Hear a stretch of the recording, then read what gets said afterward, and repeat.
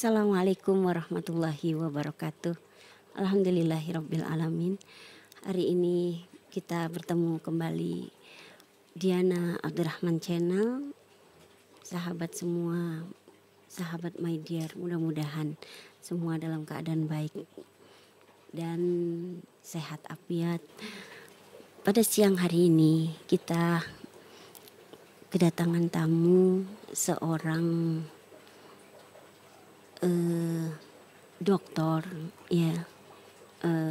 Beliau seorang trainer pendidikan, ketua kelompok kerja pengawas Jakarta Selatan, ya, dan dosen di Pasca Sarjana Al-Karimiyah. Beliau kelahiran di Depok 25 September 1966. Beliau tinggal di Rawadenok. Iya. Selamat datang Pak Dr. Haji Jahrudin. Masya Allah, terima kasih. Beliau adalah dosen saya di S2 Al-Karimiyah. Terima kasih Pak dosen sudah bisa memenuhi undangan saya. Karena saya tertarik Pak dosen ketika Pak dosen di kelas itu berbicara banyak tentang kurikulum pendidikan, terus perubahan di dalam dunia pendidikan maupun dunia semua yang sekarang kita ini itu luar biasa bagi saya, ilmu-ilmu yang saya anggap ya baru buat saya. Oleh karena itu saya minta nanti ya pertanyaan-pertanyaan saya ajukan buat Pak dosen biar maksud saya biar masyarakat semuanya ini mempunyai pencerahan untuk tentang pendidikan yang seperti apa yang sesuai dengan undang-undang dan lain sebagainya. Silakan memperkenalkan diri dulu Pak dosen. A'udzubillahi minasyaitonirrajim. Bismillahirrahmanirrahim. Assalamualaikum warahmatullahi wabarakatuh. Waalaikumsalam warahmatullahi wabarakatuh. Selamat siang, salam sejahtera untuk kita semua. Amin. Mohon izin, saya Zahrudin, bertempat tinggal di Rawadenok, RT 02 RW 01, Kelurahan Rangkapan Jaya Baru, Kecamatan Pancoran Mas, Kota Depok. Sehari-hari saya berdinas di Kementerian Agama Kota Jakarta Selatan selaku Ketua Pokjawas Madrasah. Kemudian di hari lain, wabil khusus Jumat dan Sabtu Minggu, saya mengajar di Sekolah Tinggi Agama Islam Al-Karimiyah, Sawangan, Depok. Dan hari-hari tentunya saya isi dengan kegiatan-kegiatan lain yang positif, di samping memberikan materi pelatihan kepada sekolah atau madrasah, juga selaku Ketua Yayasan Pembangunan Anak Bangsa Depok. Itulah sebagai perkenalan dari saya, Ibu Hajah. Ibu aja, Ibu Diana. Ibu Diana. Pak dosen, ini langsung ke pertanyaan ya. Ini saya sih pengennya langsung kepada tentang Merdeka Belajar. Sebelum saya ke Merdeka Belajar,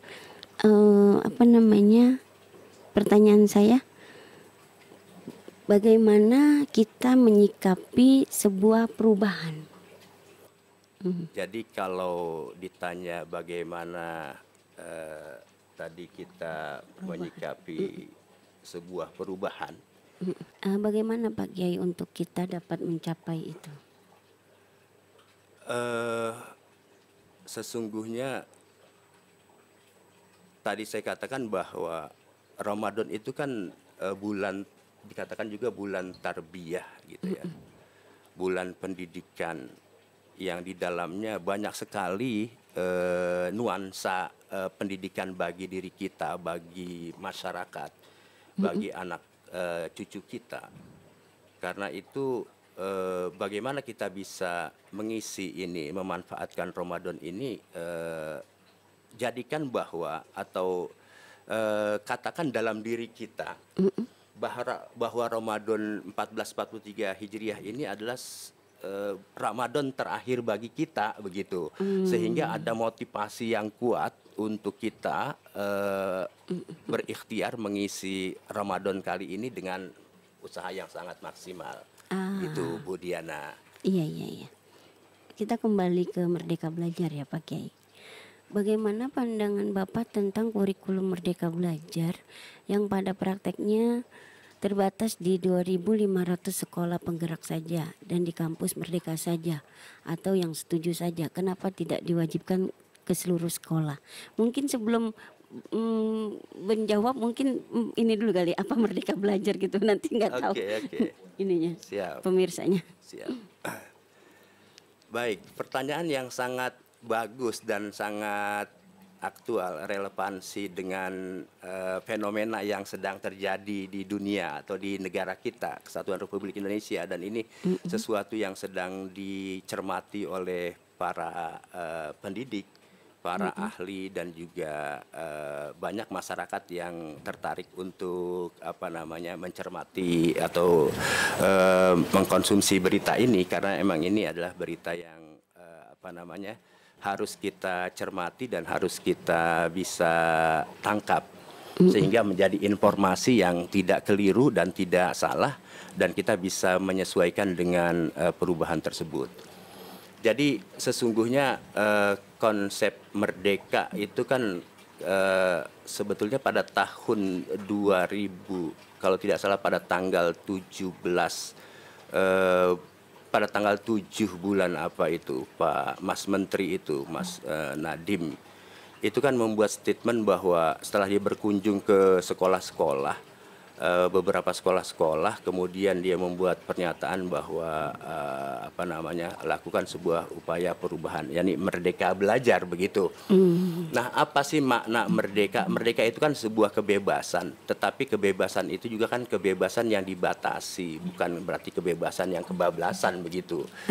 Karena itu kebebasan di sini adalah kebebasan belajar, itu artinya sekolah, madrasah dalam hal ini, kemudian guru tenaga pendidik yang ada di sekolah dan di madrasah itu, juga peserta didik atau siswa diberikan kebebasan yang lebih leluasa untuk melakukan sebuah inovasi, melakukan sebuah kreativitas, tidak dibelenggu dengan aturan-aturan atau dogma-dogma yang kaku begitu.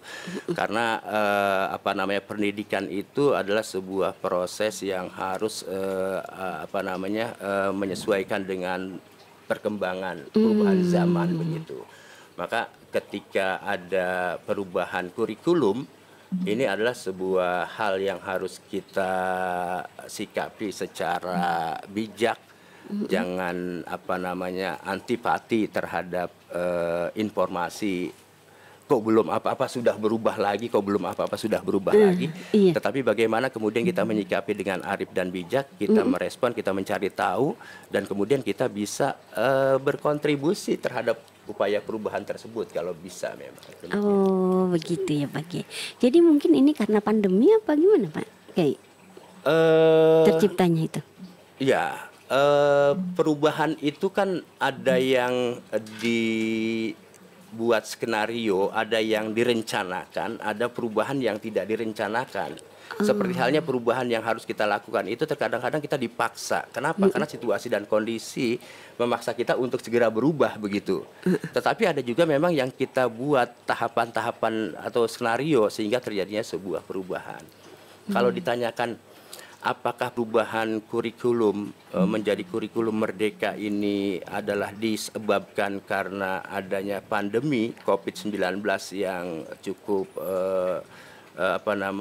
mempengaruhi pola kehidupan manusia? Mungkin saja demikian, tetapi juga kalau kita lihat sejarah, kalau kita lihat sejarah, perubahan kurikulum sesungguhnya dari apa namanya, sesuai dengan periodenya itu terjadi perubahan. Lebih kurang sekitar 10 tahunan itu suatu kurikulum itu terjadi sebuah perubahan. Misalnya kurikulum 54, kemudian juga ada kurikulum 75 dulu gitu kan, kemudian kurikulum 86, kurikulum 96 atau yang disebut KTSP, kemudian kurikulum 13. Nah, sekarang adalah kurikulum merdeka begitu kan. Saya kira ini adalah apa namanya? Ya itulah sebuah konsekuensi dari perubahan zaman, maka dituntut untuk melakukan sebuah upaya perubahan. Begitu. Jadi sesungguhnya perubahan ini tadi saya katakan sunatullah, gitu. Jadi ya harus terjadi dan kita harus ikut. kita harus ikut. Jadi kalau tadi ditanyakan bagaimana kemudian kok kurikulum Merdeka ini hanya ada 2.500 sekolah saja, dan bagi yang mau ikut saja, yang tidak ikut kemudian juga diabaikan, ditinggalkan begitu saja. Sesungguhnya begini, perubahan itu memerlukan sebuah proses. Proses itu ada tahapan-tahapan. Seperti kita mau menunjuk ke lantai 3 dalam ruang studio ini, saya kira kita berada di lantai 1 dulu begitu kan. Kemudian ada anak-anak tangga yang bisa menghantarkan kita sampai pada lantai 2. Kemudian ada anak-anak tangga berikutnya yang bisa menghantarkan kita pada sampai lantai 3 begitu. Jadi sesungguhnya perubahan kurikulum itu tidak serta-merta harus berubah sekarang. Jadi tidak seperti film apa itu yang anak-anak gandrung itu sekarang berubah begitu. Kan ada Ranger. Ranger gitu ya, tidak demikian. Tetapi perubahan itu memang harus dibuat skenario tahapan-tahapan secara sistematis agar apa? Agar perubahan ini juga tidak berdampak negatif terhadap kehidupan sosial, terutama dalam hal dunia pendidikan kita gitu. Maka itu piloting project memang Kemendikbud menunjuk atau memberikan kesempatan kepada 2.500 sekolah begitu. Tetapi kemudian nanti ada kebijakan berikutnya, tahun ini kita diberikan kebebasan untuk memilih apakah kita mau melaksanakan tetap kurikulum 2013 begitu. Oh, jadi dikembalikan ke sekolahnya. Dikembalikan kepada sekolah, itu sebuah bukti bahwasanya merdeka.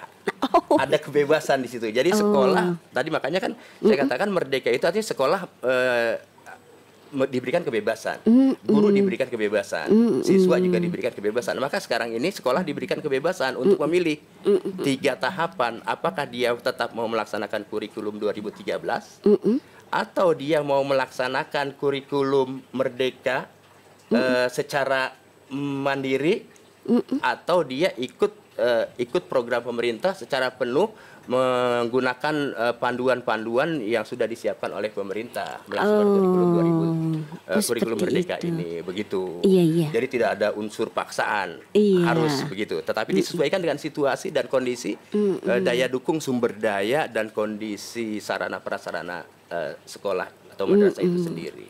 Iya. Begitu Bu Diana. Terima kasih Pak dosen. Terus ini di sini tetap ya nanti tuh karakter akhlak apa namanya, pendidikan karakter ada ya? Oh iya, kan begini, kurikulum merdeka itu ada 2 substansi sebetulnya ya dari regulasi yang ada itu. Jadi sesungguhnya ada kurikulum yang berbasis pada kegiatan intrakurikuler dan peningkatan atau pembelajaran profil pelajar Pancasila, kan begitu. Nah, di struktur kurikulum merdeka itu nanti ada 2. Pertama adalah hal-hal yang terkait dengan standar isi yang harus diberikan di kegiatan intrakurikuler. Tapi ada juga setiap guru itu diberikan alokasi waktu untuk membuat proyek, begitu.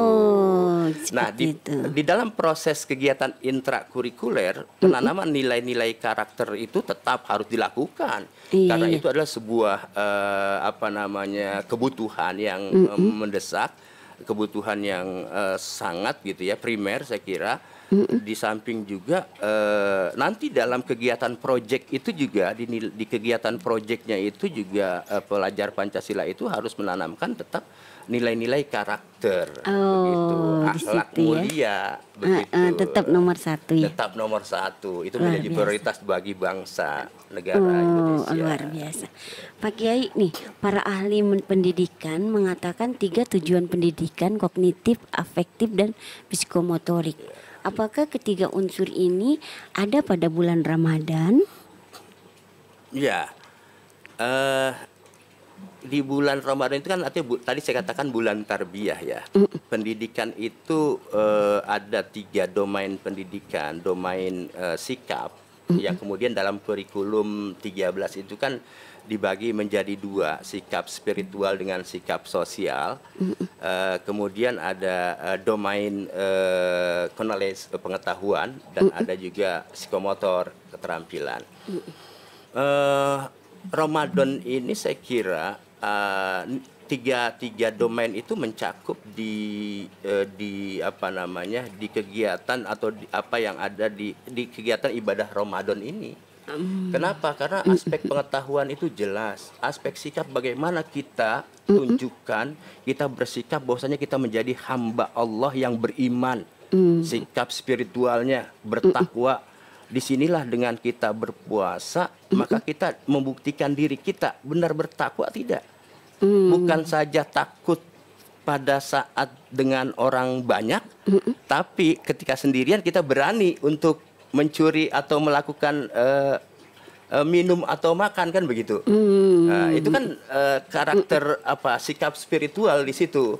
Iya, Kemudian sikap sosial jelas di bulan Ramadan ini kita berbagi takjil misalnya gitu kan, atau buka puasa bersama, kemudian juga nilai-nilai zakat gitu kan.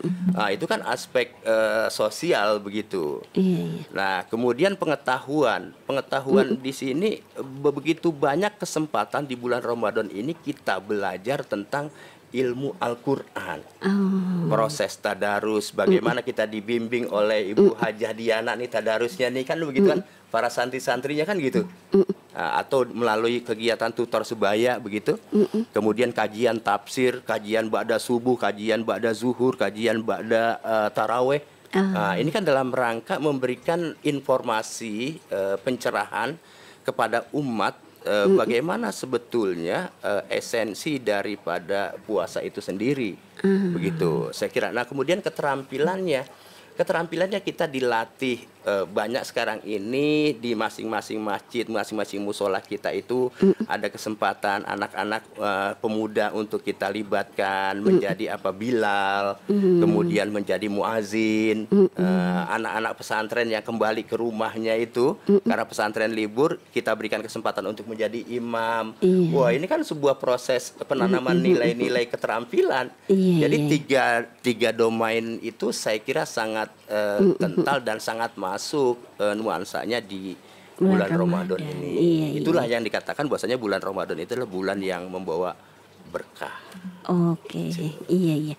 Pak Kiai, tadi apa namanya, masih ke Merdeka Belajar ya.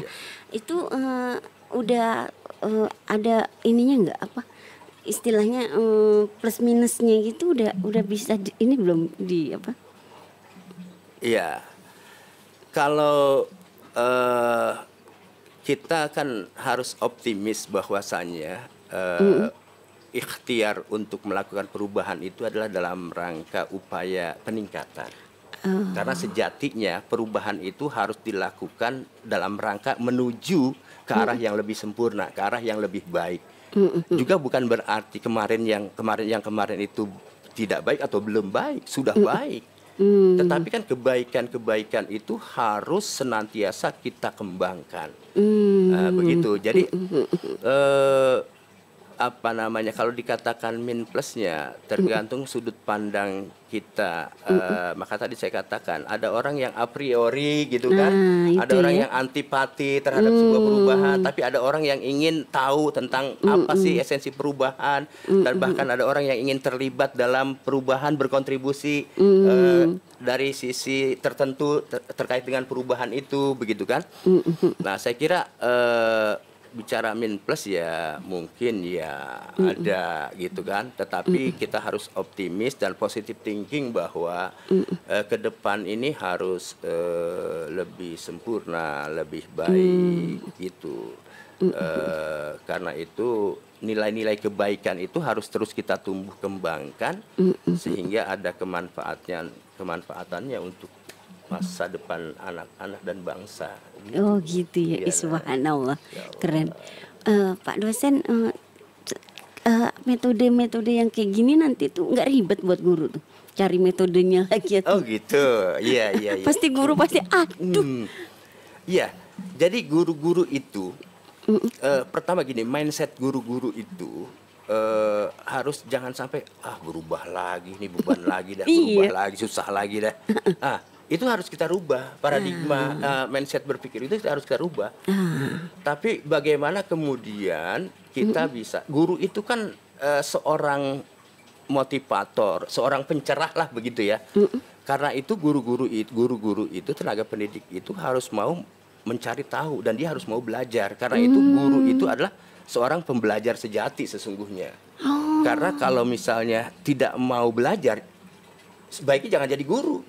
Oh gitu. Begitu. Oh gitu Pak ya. Karena itu ketika terjadi ada perubahan, maka si guru itu punya kemauan, punya motivasi untuk mencari tahu apa nih yang berubah, kira-kira di mana peluang, di mana kemanfaatan, di mana kesulitan dan bagaimana solusi kalau memang itu ada permasalahan dan kesulitan, begitu. Jadi saya berharap bahwa guru-guru itu jangan antipati terlebih dahulu, tetapi bagaimana kita cermati kemudian dan kita bisa mengisi, memberikan warna sehingga sekalipun terjadi perubahan itu, perubahan yang menjadi tanggung jawab kita itu yang terpenting tidak menyalahi kaidah-kaidah agama, kaidah-kaidah moral yang telah canangkan di negara kita. Prinsip-prinsip pendidikan itu harus tetap menjadi sebuah pegangan, rujukan dan komitmen kita. Sehingga perubahan itu tidak bias kemana-mana, tetapi spiritnya adalah dalam rangka. Tapi kalau contohnya tuh Merdeka Belajar apa itu? Yang yang bisa di sedikit oleh aja. Guru gitu misalnya. Oke, jadi kalau sekolah tadi gitu kan ya, sekolah itu bisa mengembangkan kurikulum tingkat satuan pendidikannya itu sesuai dengan kondisi dan karakteristik sekolah dan madrasah itu sendiri. Dia diberikan pilihan begitu, dia bebas berinovasi. Kemudian kalau ke guru itu diantaranya sekolah juga kan gini. Kalau dulu ada ujian nasional misalnya, kan diganti sekarang dengan itu diganti dengan AKMI kan, asesmen kompetensi minimal kan begitu. Kemudian USBN atau UMBN, kemudian dirubah menjadi US atau kan begitu. Nah ini kan perubahan dari salah satu bagian daripada kurikulum Merdeka. Kemudian juga RPP gitu kan, RPP yang tadinya begitu banyak lembaran-lembaran, dalam satu KD itu bisa lebih dari 4 lembar misalnya. Nah sekarang guru diberikan kebebasan untuk membuat RPP, cukup misalnya materi, kemudian capaian materi dan sasaran itu kan bisa lebih simpel. Aku masih ingat kan kemarin kan gitu. Itu ujian dari Bapak.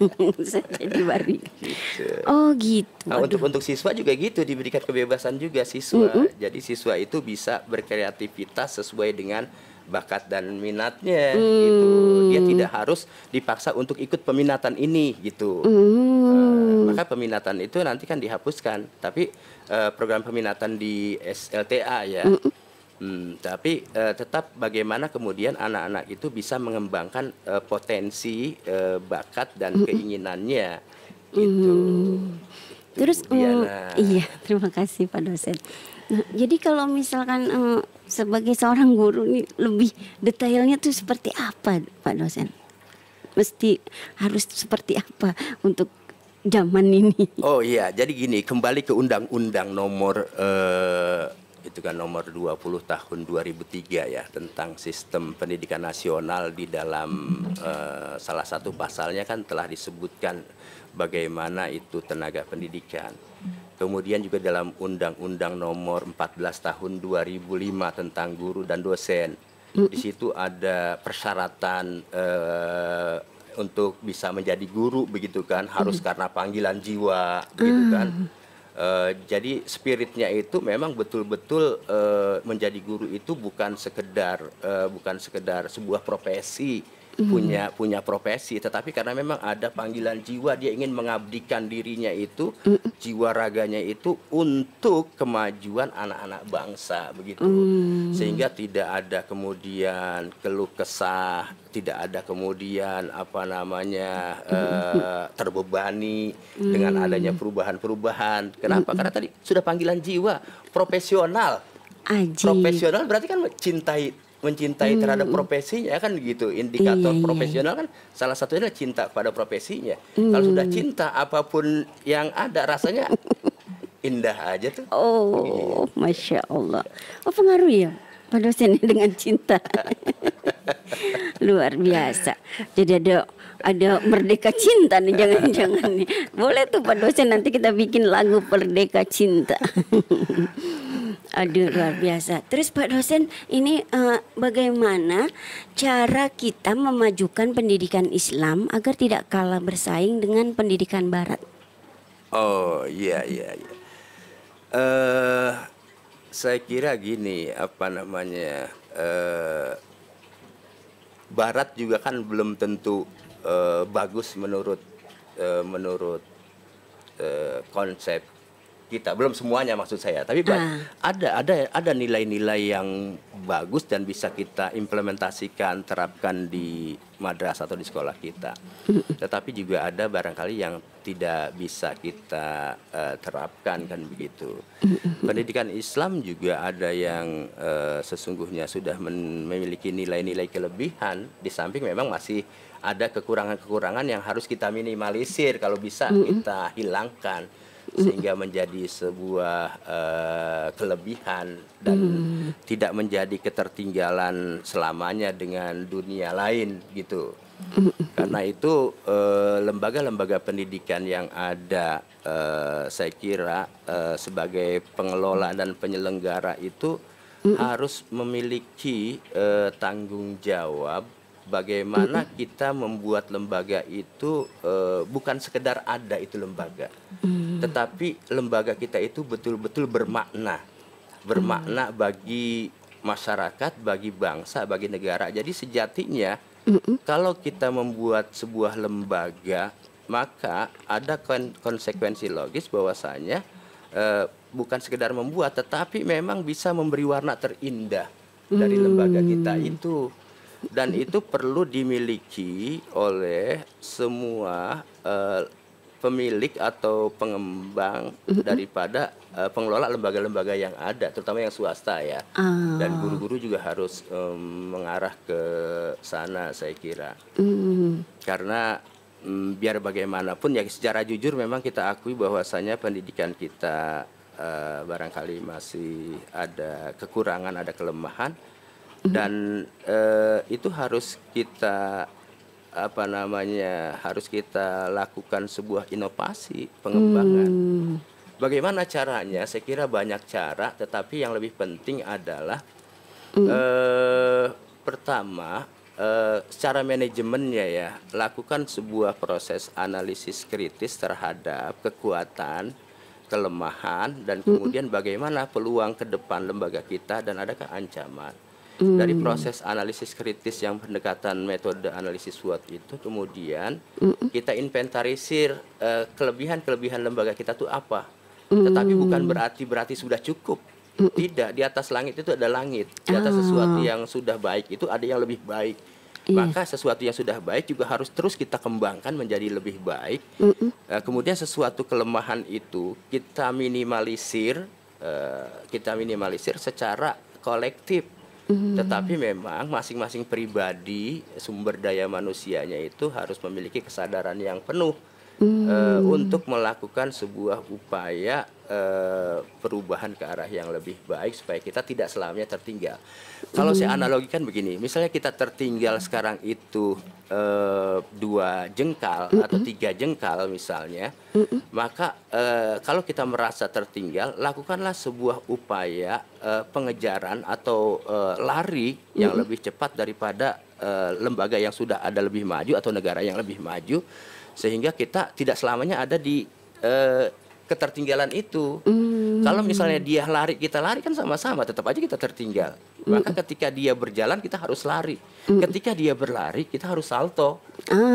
Gitu. Jangan ini malah dengan, ya saya emang nggak bisa, saya emang nggak bisa. Kalau memang kita berprasangka bahwasanya saya nggak bisa, ya Allah akan membuktikan bahwasanya kita menjadi tidak bisa. Kan rugi. Iya, Itu prasangka Allah itu memberikan sesuatu itu sesuai dengan prasangka hambanya, kan begitu. Maka optimis itu menjadi sebuah kebutuhan, harusan gitu. Dan harus kita lakukan ikhtiar untuk melakukan sebuah perubahan agar kita tidak selamanya tertinggal, menjadi alternatif kedua. Kalau bisa tahun ini kita ada di posisi pilihan kedua, tahun berikutnya harus menjadi pilihan pertama. Kalau bisa pilihan utama. Oh begitu. Dia pengawas sih ya. Jadi yang suka nilai sekolah nih, Pak dosen kita. Pak, itu ada ini apa namanya KBM, kegiatan belajar mengajar itu yang ideal tuh guru dan murid itu seperti apa, Pak? Kalau di K13 itu sebetulnya sudah, ya sebetulnya di setiap proses pembelajaran dari kurikulum sebelumnya juga memang ada interaksi edukatif antara guru dengan siswa gitu kan. Ada saling memberi informasi dan menerima, dan juga bukan berarti si guru itu hanya sebagai pemberi, tapi si guru juga bisa jadi menjadi penerima informasi. Karena itu informasi proses pembelajaran yang bagus sesungguhnya adalah bukan lagi si guru itu mendominasi kelas atau waktu yang tersedia itu untuk menjadi istilahnya itu agen tunggal, atau istilahnya kalau dalam bahasa film itu disebut dengan istilahnya aktor tunggal. Tetapi si guru itu harus memberikan waktu, ruang dan waktu yang seluas-luasnya bagaimana kemudian anak-anak itu bisa berkreasi, bisa tumbuh dan mengembangkan potensi yang dimilikinya. Maka sesungguhnya adalah proses belajar mengajar yang ideal itu adalah ketika siswanya itu sudah aktif. Ketika diberikan kesempatan untuk bertanya misalnya, maka siswa itu aktif. Saya pak, terjadi acungan tangan yang nomor 19 tahun 2005 itu kan sudah memberikan amanah bagaimana standar nasional pendidikan itu. Jadi ada 8 standar dan pengawas itu diberikan kewenangan untuk melakukan pemantauan 8 standar, keterlaksanaan 8 standar di sekolah itu. Kemudian juga melakukan pembimbingan karir kepada guru dan juga melakukan penilaian gitu. Terkait dengan tadi pertanyaan Miss Diana, penilaian apa yang sudah dilakukan gitu ya? Ya, kita hanya melakukan proses PKKM, penilaian kinerja kepala madrasah. Kalau penilaian kinerja guru kan harus dari kepala sekolah atau kepala madrasah. Kita hanya melakukan pembimbingan, pendampingan bagaimana proses penilaian kinerja guru itu bisa terlaksana berjalan sesuai dengan harapan, sesuai dengan aturan begitu. Gitu, Miss Diana. Ya, sampai di situ. Terus? Di samping kita memberikan pembinaan bagaimana guru itu bisa mengembangkan karirnya, maka KTI, penulisan karya tulis ilmiah. Ada ya, Pak? Ada. Jadi guru itu kan untuk naik pangkat kalau di ASN ya. Kalau di swasta kan tidak perlu naik pangkat kan. Kalau di guru-guru negeri itu kan harus ada kenaikan pangkatnya, dan setiap kenaikan pangkat itu ada kewajiban untuk membuat PTK atau karya ilmiah gitu. Nah itu pengawas tugasnya untuk membimbing bagaimana si guru itu bisa melakukan itu. Dan salah satu kelemahan kita memang di situ, betapa agak sulitnya guru-guru melengkapi dokumen PTK dan karya ilmiah. Nah, maka itu kemudian dari awal sekarang ini di kurikulum sekarang ini kan ada pengembangan literasi kan gitu. Pengembangan literasi. Kenapa? Budaya literasi itu kan bukan sekedar membaca tapi juga termasuk bagian daripada menulis.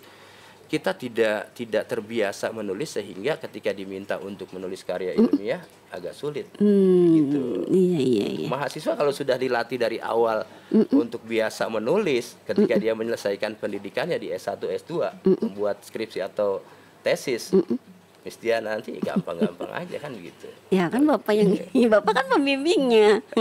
Saya ikut Bapak aja. Oke. Terima kasih ya Pak dosen, luar biasa nih. Saya masih tertarik juga sebenarnya, banyak banget yang harus kita tanyain. Ya, Aduh, di kesempatan kalau dunia lain. pendidikan ini wah luar biasa. Tapi saya senang banget tuh yang Pak dosen kemarin lagi duluan kasih statement tentang guru itu loh, ruh guru, jiwanya, ruhnya itu kan gitu tuh. Iya.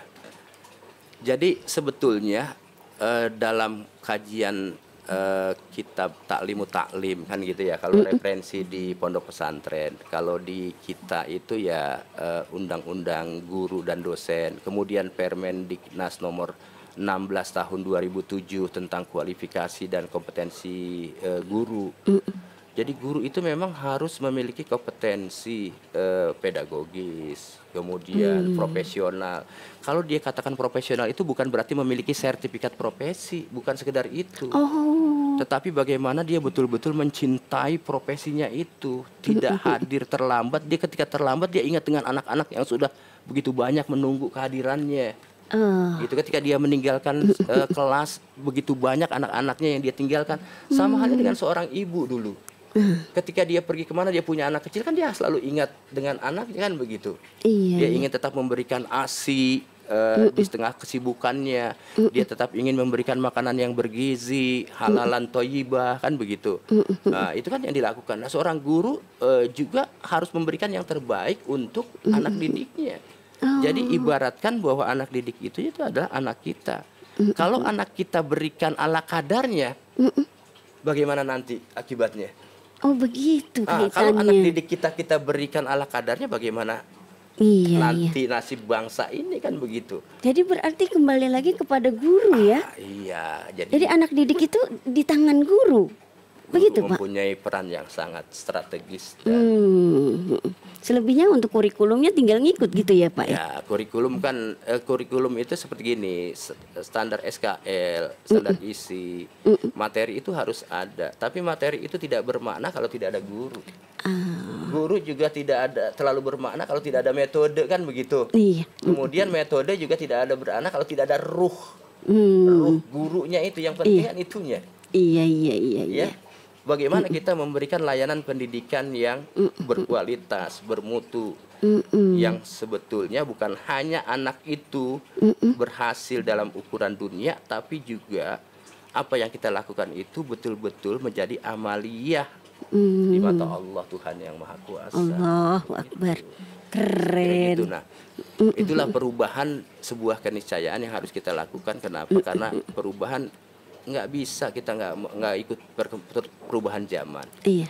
Contoh dulu, sekarang ini kita kalau nggak punya ATM repot, ya kan? Betul. Kita nggak punya kartu tol, wah repot. Dulu di tol itu kita dengan punya uang kita bisa masuk tol, keluar tol. Kalau sekarang nggak bisa, walaupun uang itu ada stas, kita nggak punya kartu tol nggak bisa. Nggak bisa. Kan begitu. Iya. Begitupun kita belanja. Nah, itu kan bukti sebuahnya perubahan. Perubahan itu adalah sebuah keharusan yang harus kita ikuti. Tetapi jangan sampai perubahan itu melanggar nilai-nilai asas prinsip keyakinan kita. Gitu. Saya kira begitu, Mistiana. Iya, aduh, saya pengennya lama ya, sayang sekali ya. Pernah nih Pak dosen kasih kita di kelas Pak dosen ingat nggak al-maddatu muhimmatun walakinna at-tariqatu ahamu minal maddati, at-tariqatu muhimmatun walakinna al-mudarrisu ahamu minat tariqati, al-mudarrisu muhimun walakin ruhul mudarrisu ahamu minal mudarrisu. Artinya materi pelajaran adalah sesuatu yang penting, tetapi metode pembelajaran jauh lebih penting daripada materi pembelajaran. Metode pembelajaran adalah sesuatu yang penting, tetapi guru jauh lebih penting daripada metode pembelajaran. Dan jiwa, ruhnya guru, seorang guru lebih penting daripada guru itu sendiri. Terima kasih semua pemirsa, mudah-mudahan acara ini bermanfaat untuk kita semua. Ila liqa. Wassalamualaikum warahmatullahi wabarakatuh. Waalaikumsalam warahmatullahi wabarakatuh. Terima kasih, mohon maaf. Sukses selalu. Alhamdulillah, amin kabul. Masya Terima kasih. Allah.